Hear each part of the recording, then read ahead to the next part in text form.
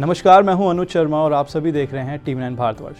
ये कल्पना करना भी मुश्किल है कि 50, 60 या 70 के दशक में कोई संगीतकार किसी फिल्म का संगीत तैयार करे और उसमें लता मंगेशकर का एक भी गाना ना हो। लेकिन ये सच है, संगीतकार ओपी नायर ने ऐसा ही किया था। 16 जनवरी 1926 में जन्मे पंजाब में ओपी नायर ने तकरीबन 30 साल तक फिल्म इंडस्ट्री को बेशुमार हिट गाने दिए थे, जिन्हें उन्होंने गीता दत्त, शमशाद बेगम या आशा भोसले जैसे कलाकारों से गवाया था। लता मंगेशकर से भी एक गाना गवाना चाहते थे, पर एक इसके पीछे कहानी है कि क्यों नहीं गवाया। चलिए उससे पहले हम ओपी नायर जी के कुछ लाजवाब गाने याद कर लेते हैं।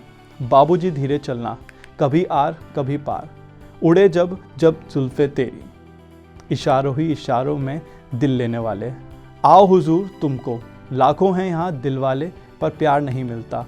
आप थक जाएंगे, लेकिन ओपी नायर के हिट गानों की ये लिस्ट ख़त्म नहीं होगी। नौशाद साहब जैसे दिग्गज संगीतकार ने यूं ही नहीं कहा था कि ओपी नायर अपने आप में अनोखे संगीतकार थे। उनके संगीत पर किसी और के संगीत की छाप बिल्कुल भी नहीं थी। चलिए अब आपको बताते हैं वो कहानी जिसकी वजह से ओपी नायर ने लता मंगेशकर को गाना गाने का मौका नहीं दिया। 50 के दशक की बात है। दलसुख पंचोली नाम के प्रोड्यूसर एक फिल्म बना रहे थे जिसका नाम था आसमान। यह ओपी नायर के करियर का बिल्कुल शुरुआती दौर था। लता जी उस वक्त बड़ी गायिकाओं में शुमार हो चुकी थी। ओपी नायर ने भी उन्हें अपना एक गाना गाने के लिए संपर्क किया। लता जी तैयार हो गई, कॉन्ट्रैक्ट भी तैयार हो गया। लेकिन गाने की रिकॉर्डिंग से 3-4 दिन पहले लता जी ने गाने की रिकॉर्डिंग की तारीख को आगे बढ़ाने की रिक्वेस्ट की। ओपी नायर इसके लिए तैयार नहीं हुए। उन्होंने गुस्से में आकर वो गाना उस दौर की दूसरी बड़ी गायिका राजकुमारी जी से गवा दिया। बस यहीं से बात बढ़ गई। लता जी ने भी तय कर लिया कि वो ओपी नायर के संगीत निर्देशन में कभी गाएंगी ही नहीं। लता जी के पास इस फैसले के पीछे की वजह भी थी। वो कहती थी कि जिस संगीतकार को अपने गायक की सेहत की फिक्र ना हो, जो सिर्फ अपने अनुशासन पर अड़ा रहे, उसके साथ क्यों काम करना।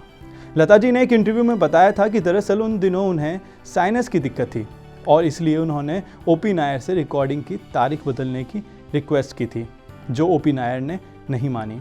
म्यूज़िक इंडस्ट्री में ये एक बड़े विवाद के तौर पर हमेशा देखा गया। गायिका राजकुमारी ने भी बाद में ये बयान दिया था कि उन्हें नहीं पता कि ओपी नायर ने वो गाना उनसे क्यों गवाया। वो गाना था मेरी निंदिया चुराए गओ। चलिए अब जानते हैं कि इस लड़ाई को सुलझाने की कोशिश किसने की। मजरूह सुल्तानी बड़े लेखक थे। जिस दौर में ओपी नायर और लता जी का विवाद हुआ, उस दौर में वो फिल्मों में बहुत गाने लिखा करते थे। उनकी बड़ी इज्जत थी। मजरूह सुल्तानपुरी को जब ओपी नायर और लता मंगेशकर के बीच विवाद की खबर मिली तो वो परेशान हो गए। उन्होंने इस बात की पूरी कोशिश की कि ये दोनों लोग मान जाएं और आपस में सुलह कर लें। शायद उनकी भी ये ख्वाहिश रही होगी कि दोनों काबिल लोगों को एक साथ काम करना चाहिए, लेकिन ना तो लता जी मानी और ना ही ओपी नायर माने। ऐसा शायद इसलिए हुआ होगा क्योंकि लता जी और ओपी नायर दोनों एक दूसरे के बिना ही कामयाब थे। उम्मीद है कि ये किस्सा आपको पसंद आया होगा। इस वीडियो पर अपनी राय हमें कमेंट बॉक्स में ज़रूर बताइएगा। देश और दुनिया की तमाम खबरों को जानने के लिए बने रहें टीवी 9 भारतवर्ष के साथ।